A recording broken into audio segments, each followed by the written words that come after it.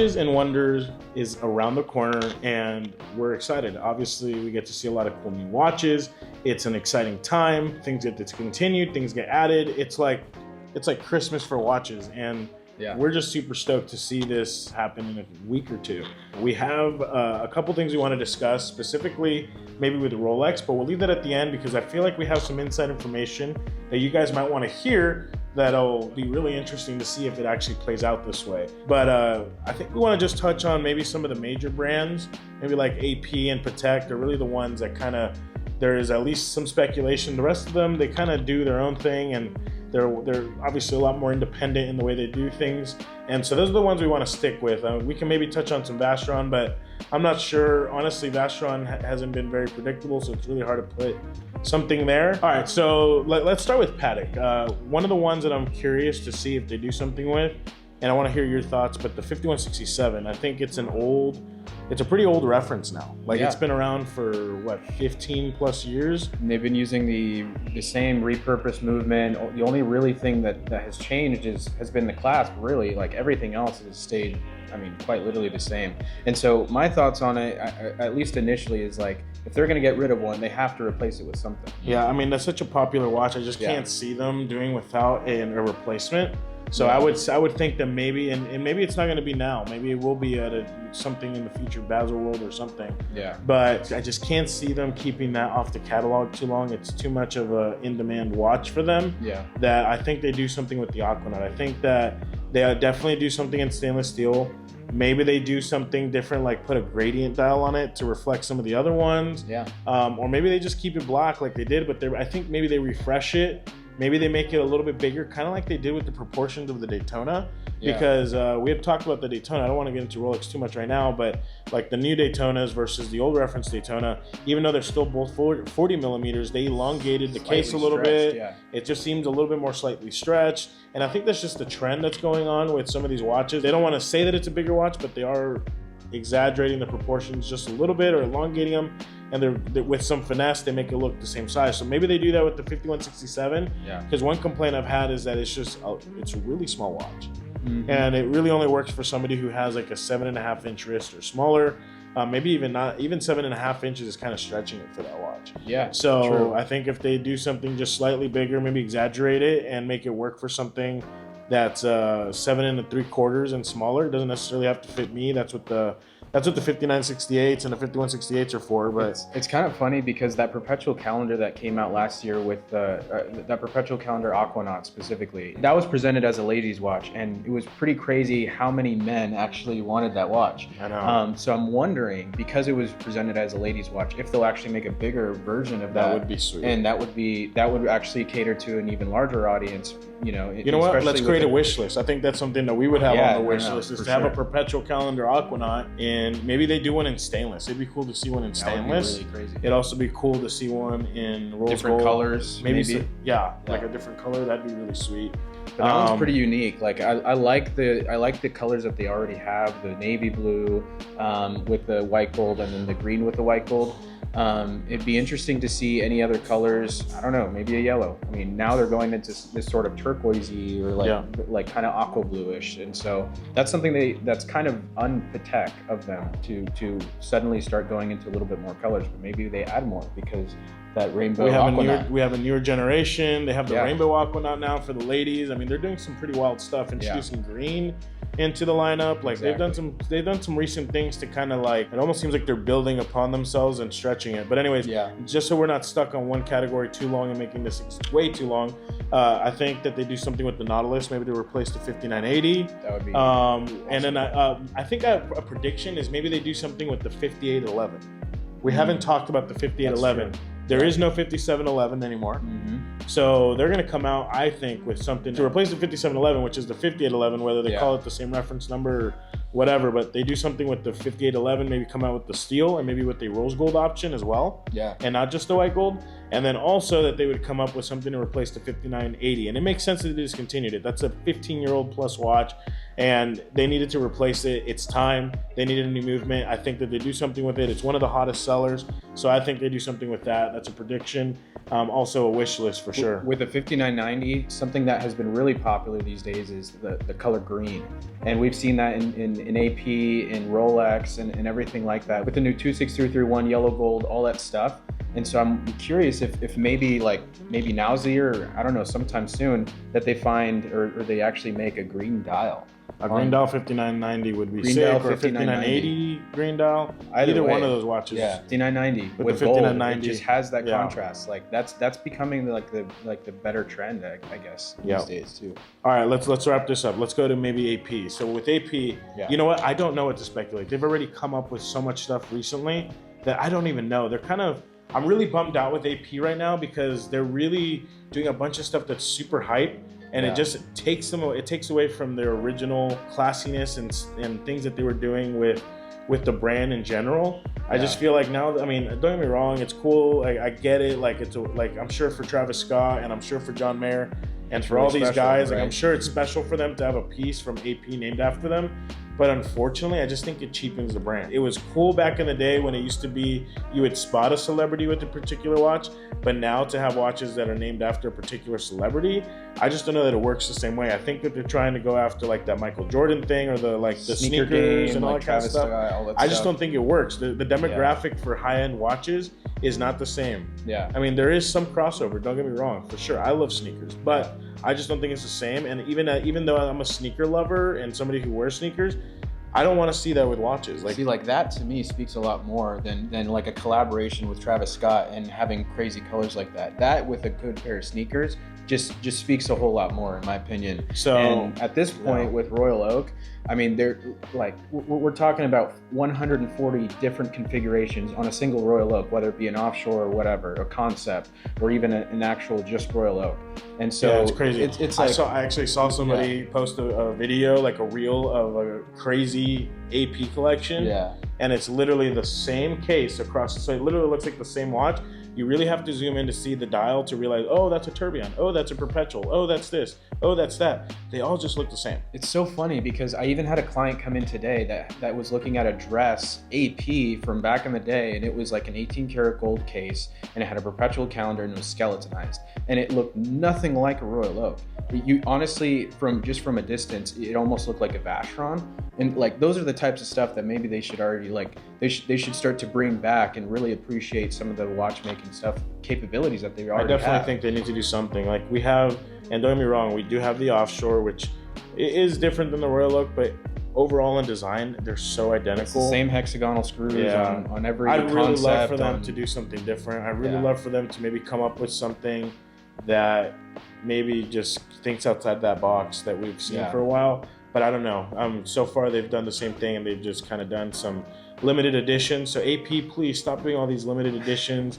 Please stop doing all these collaborations. Just stick to what you used to be. Yeah. And let's come up with some interesting stuff is what I'd love to see. Don't Even get me wrong. I love AP. I'm wearing one. Yeah. I love them. It's one of my favorite bracelets, the whole thing. But I'd love to be able to see a case of APs, and it looks like different watches. It doesn't look like all the same thing. And even with Patek, they originally made that one Nautilus, the 3700. From there, they not only stopped at the Nautilus because that was supposed to be the luxury sports model watch.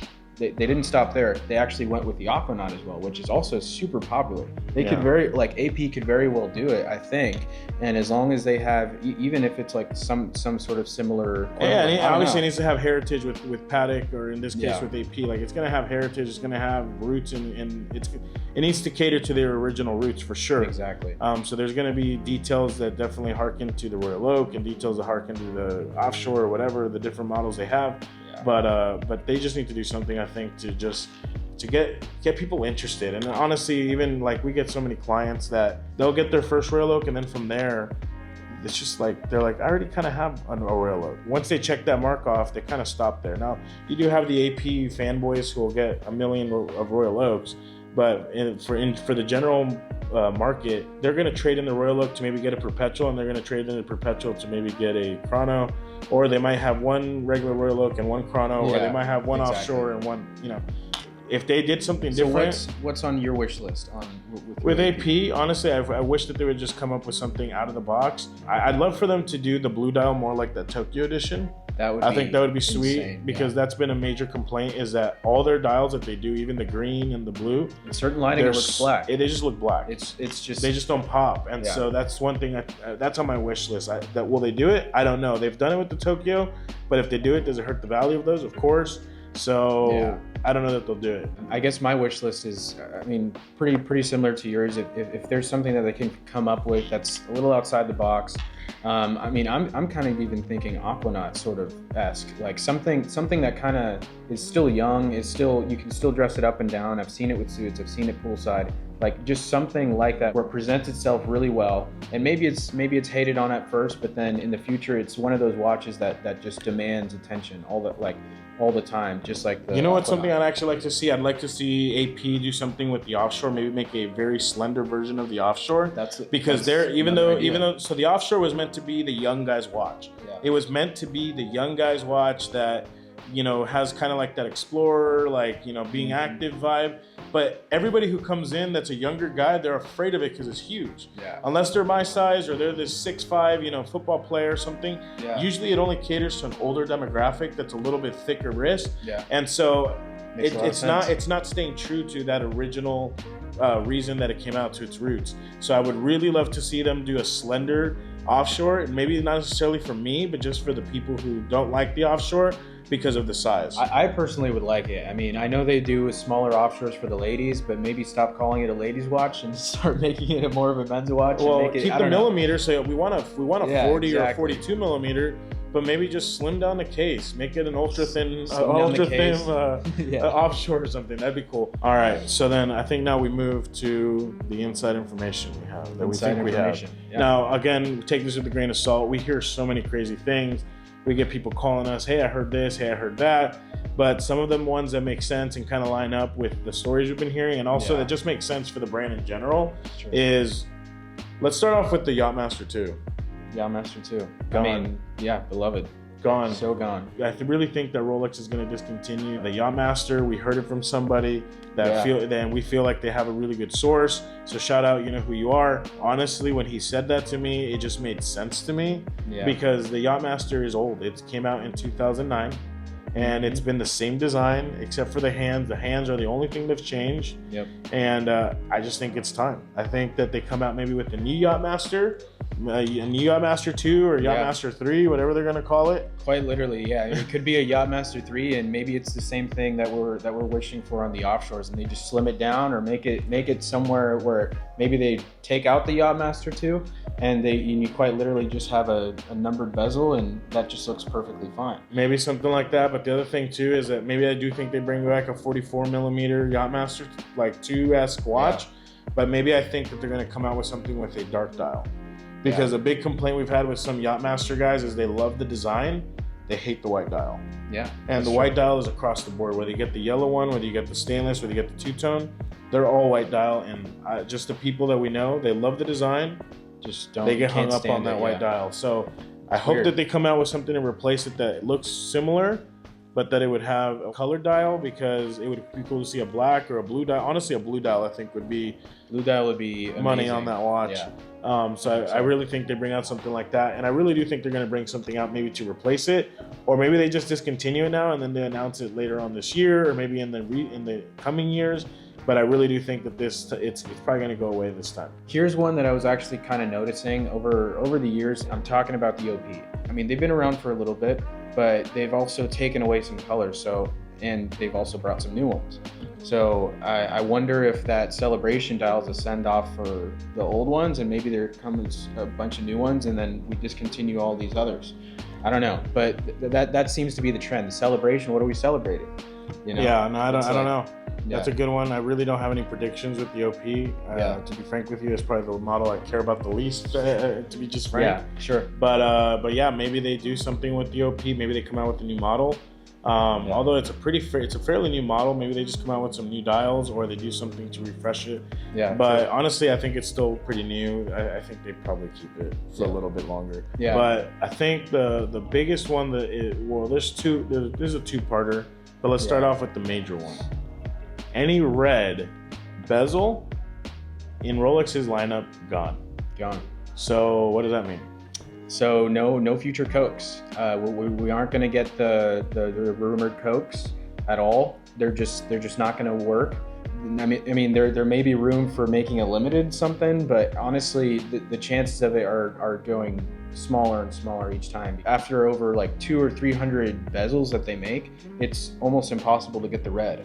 It's like that. It's like that. Like it's just not sustainable. And look, I hope we're wrong, because I know that the red is such a popular color. It's the iconic I really one. hope that we're wrong, but the source that came to us with this, you know, they're pretty attached to a pretty major Rolex individual or somebody close to Rolex. They just were saying that the issue they've been having is what we kind of already know, that the red on the bezel causes the bezels to crack.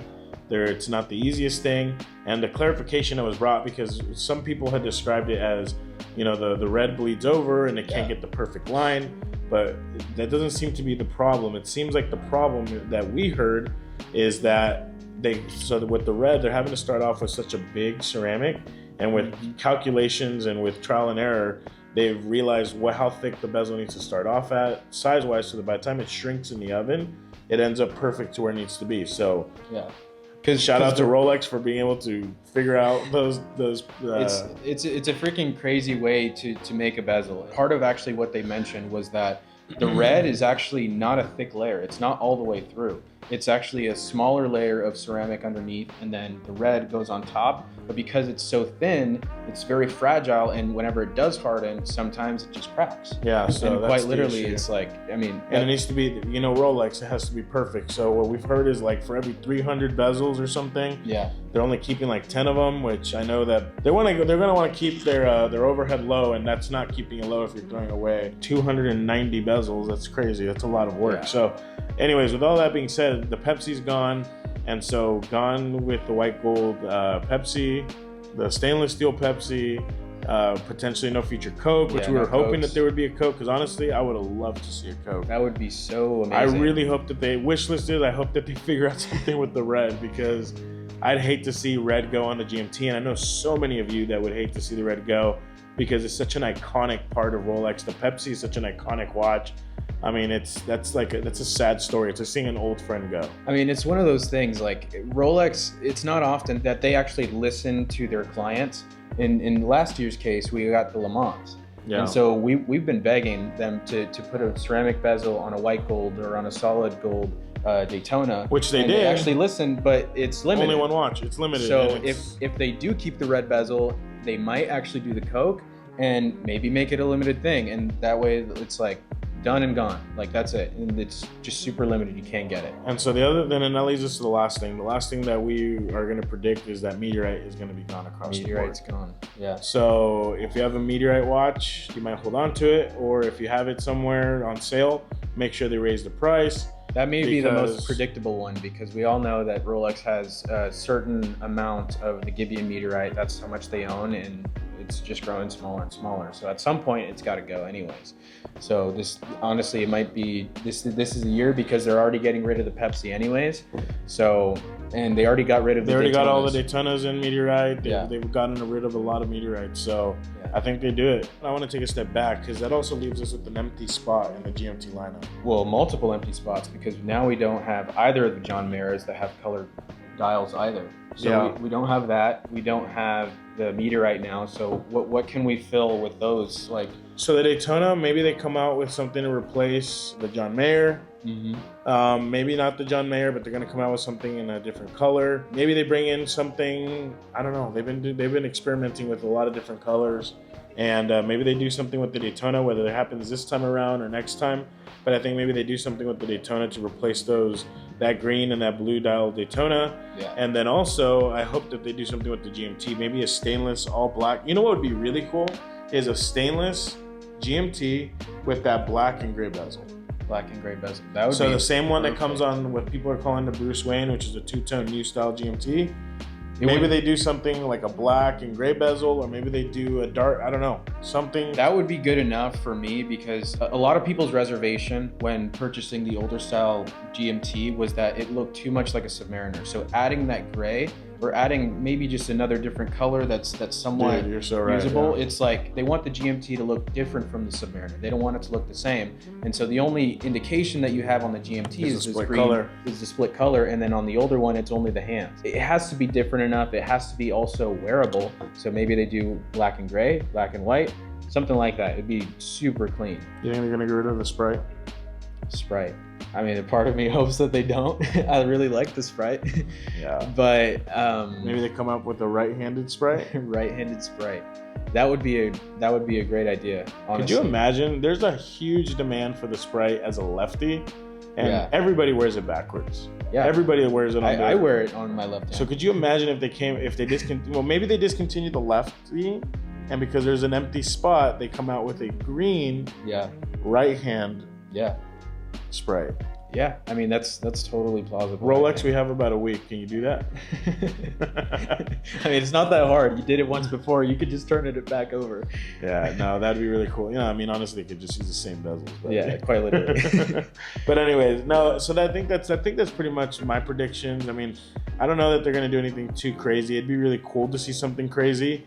I think they've already come out with some wild things like that puzzle dial. So I think they're going to come out maybe with some other color dials for the day date. With the day dates, they've already come out with some stone stuff. And so I wonder if like in order to replace some of the meteorite stuff that already came out, maybe they experiment with stones, and that's their way of like, oh well, it worked on the day date. Maybe we can apply some of those, or maybe use something different to kind of differentiate. That also reminds me, the 1904 just came out. 1904, yeah. But they discontinued the moon phase Cellini. What if they do a moon phase 1904? I think that would work. Maybe different reference, but a different reference, but I think that would work. Honestly, I'm surprised. It makes sense they discontinued it, but they need to replace it because the moon phase Cellini actually did really well. It really did. People love that watch. I have a lot of people still asking me about it, and it's really, I mean, it's one of those underappreciated watches. I'm not sure why. It's really cool. They kind of step out of their comfort zone and they make some stuff happen. Yeah, I think they put a little bit more marketing effort behind that watch. I think that's what it is. It's because everybody thinks Rolex, they think the sports model watches or the day date or something, or the Daytona. So if they put a little bit more marketing behind that moon phase, I think it would do really good because that's a sexy watch, honestly. Yeah. Honestly, the old moon phase Cellini, the craftsmanship in that, the case and everything, still has the meteorite on it. It's gorgeous. So nice. Yeah. Gorgeous. Very, very and that has meteorite, so I wonder if those prices go up on that watch. That would be pretty crazy. Especially if they discontinue meteorite across the board. We'll see. Yeah. But I think that's pretty much my predictions. I mean, the Yacht-Master, I'm trying to think if there's... So they've already come out with a couple of titanium pieces. Yeah. I wonder if they branch out and do more. But I mean, we haven't seen a lot of Yacht-Masters hit the titanium sub. Titanium sub. That's where I was going with it. Sub. please. We want a titanium sub. I think everybody, I mean, I'm speaking for everybody at this point. Everybody wants a titanium sub. That's what we've been wanting for a long time. They did it with the Deep Sea. They did it with the Yacht-Master. We weren't quite expecting it. It's still cool. But titanium sub, that's where it's at. That's like the actual like ultimate sub. Like that's what it could be.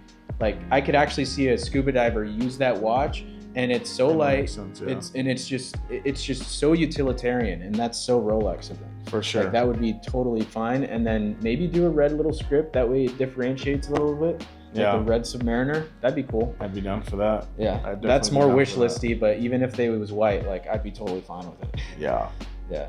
And I wonder, do they do anything to the sky? They just come out with the new reference, and maybe they do a new color dial. That would be pretty sweet. I don't know what color we would necessarily see, but would be cool to see. They just came out with green. Maybe they add that to rose gold, yellow gold, something. Oh, rose gold green would be sweet. Or yellow gold green would be.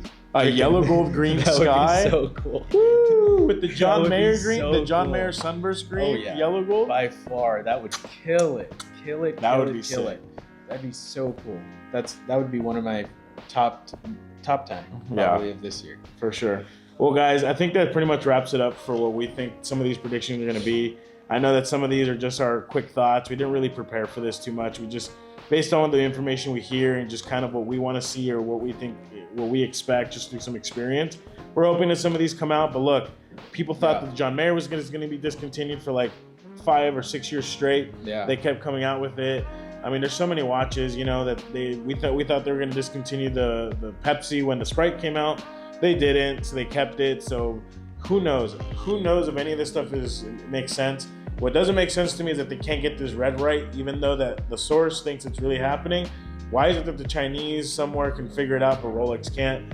I don't know. So take all this with a grain of salt. We're just two idiots that love watches. Comment down below. What do you think Rolex is gonna do? What do you think is something that's on your wish list? We'd love to hear your guys' thoughts on this. And so we'll be going down through the comments and responding to all these things. But with that being said, enjoy the rest of this episode.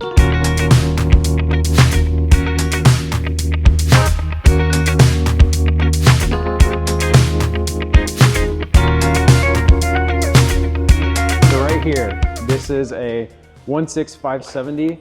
This is a black dial Explorer 2, and this is the aluminum bezel version. And for those who already know what they're looking at or may have one, this one is a no holes case, which is pretty important on these. The no holes obviously just gives it a much cleaner, more modern look to it. So this one right here is a very clean example. The whole bracelet and everything it's unpolished, and also it's just in really great shape all around. You have a little bit of wear in the normal spots like the clasp and some of the links right here, but this thing overall is in really great shape. The bezel's in fantastic shape. Now, the reason why we're talking about this is because today's a special day for our videographer, Sam, because this is Sam's new watch. So basically, I've been asking Christians for the past, I would say, months, just to find me this watch, and it's been asking him for probably like weeks and months to get me this particular model.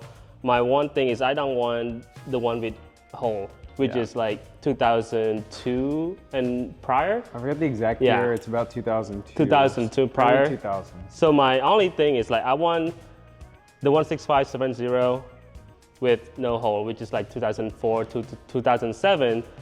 And I love this design. Before I bought this, I was thinking of getting the Tudor Black Bay 58 Pro or Black Bay Pro, which has the same, I guess, the original design as a Explorer 2, I believe. That's like, so it's a little bit different. That one's a dive watch versus this is a GMT. Right. So, but that one kind of gives you that same like tool watch look, which is what Sam wanted. He wanted a daily watch that kind of had that like robust look to it. So something like this was going to be perfect for him. This one specifically, I just think is a little bit more sleek than the Black Bay. I love the Black Bay actually. We both still do actually.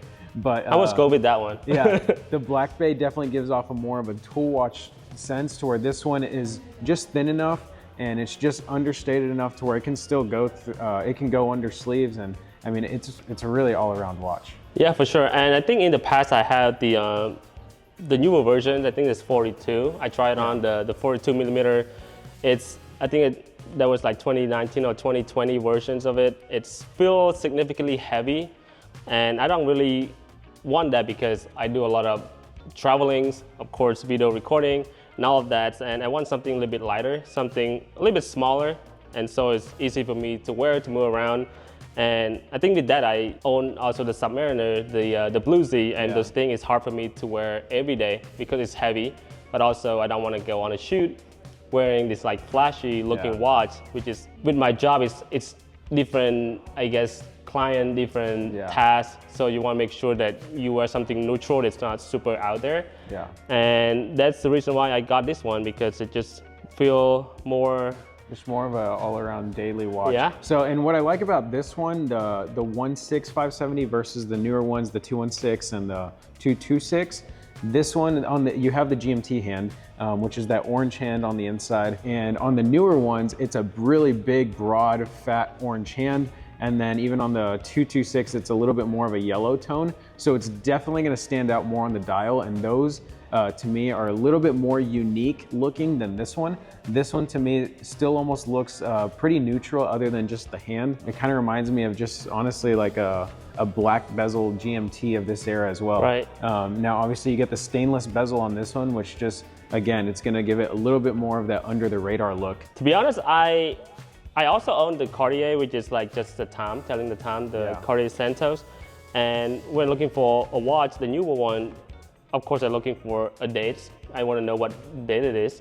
But also the GMT hand, because I travel quite a bit. I just want something that I can look into it and like, oh, now this is, if I'm in California, I can set a time. In Texas, So if it's to call my moms and whatnot, I know exactly what time it is. It's important to me personally, so I'm not to speak for everyone. This one's definitely gonna fit a Yeah, lot this nicer. one, it just fits, I don't know, just super nice. I like wearing this more than my Submariner because it's just like, I put it on, I forgot I have a watch on because it's how light it is. I love my new watch, and thanks Christian for sourcing this one for me. I've been looking at, to buy this particular piece for so long, and now it's become my daily. Congrats. Thank you, brother. That's your first watch from us too. Yes, first watch from Woven. I was curious, if you see Rolexes, are you seeing a lot of Datejust like these?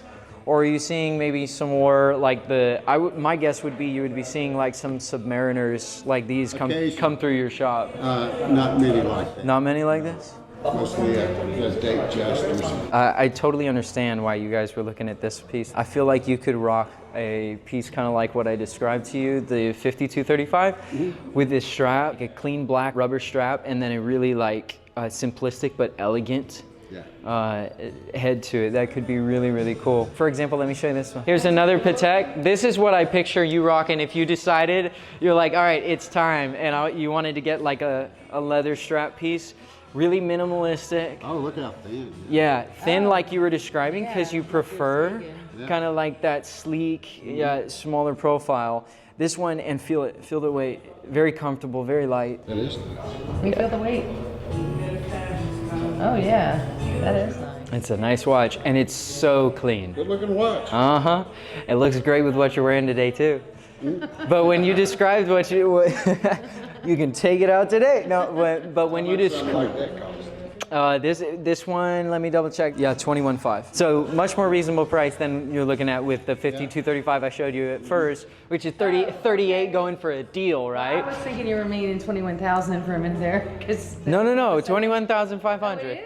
But the first one I showed you is 38,000. 38. Yeah. So you're still looking at a more reasonable price. I but- would love something like that, but Yeah. that's a lot of money. All right, guys, so to recap, I actually just met Shannon and Joe. They came in from Southeast Texas and about 6 hours. And they were just in town for a quick visit, quick trip. And they came in, they almost didn't even come into the store, but they just wanted to take a look at the timepieces that we had. And basically, I was able to kind of explain to them our world and what we do here in the secondary market for watches. And Joe actually owns a pawn shop. So he's come across actually a lot of Rolexes, and he's had to be like, okay, some of these are going to be fakes, some of these are not even real, and he's had to kind of look through, and we talked about that. Shannon was totally surprised by the prices at first. She's like, wow, I mean, I didn't even realize a watch could be so valuable. And then fell in love with the Cartier Panther Small, which to me makes sense because it's such a popular watch and looked really, really good on her. So I told her, hey, if you're ever interested, one day we'll get you one of those, but call me anytime and we can source one for you here at Woven, even if you're 6 hours away. So it was a great visit. I do, absolutely, yeah. And then, like I said, anything that if you want to go to Rolex website and maybe is there something you see that you like, or even Cartier, we can get it here for you. Because I have the watch I want, but it's a 26. Oh, and you want a bigger version of it? I think so. Which? I don't know. I go back and forth because I really prefer smaller watches, but the 31's not bad. No, the 31 is like that happy medium. My wife is in love with the 31, and and she has a very small wrist. And she still loves the 31. Absolutely, please. Yeah, I think that's a good size, and it's honestly it's come up a little bit more modern. How much is that one? This one, let me look real quick. Demands a little bit of a premium. This one's 48.5. We got a Domino's dial 34 millimeter Air King that was just traded in from 2000. It's in immaculate shape, and we traded it in for the World Timer. So 2 different worlds, from Domino's Pizza Air King to one of the most classic World Timer rose gold dress watch. What are the odds, right? So look at that. It's really nice and crispy. It's great condition. It's in fantastic condition. So if you're somebody who used to work for Domino's and you become rich now, or if you work for Domino's in corporate and you are always have been rich, this is the watch for you. Or if you just get a kick out of Domino's Pizza because you and your wife had Domino's Pizza on your anniversary every single year or something like that. There you go. This is the watch for you to buy. I don't know. There's so many different stories we hear out there. If you're the person who just woke up this morning and said, dang, I wish I could get a vintage Air King that had Domino's on the dial.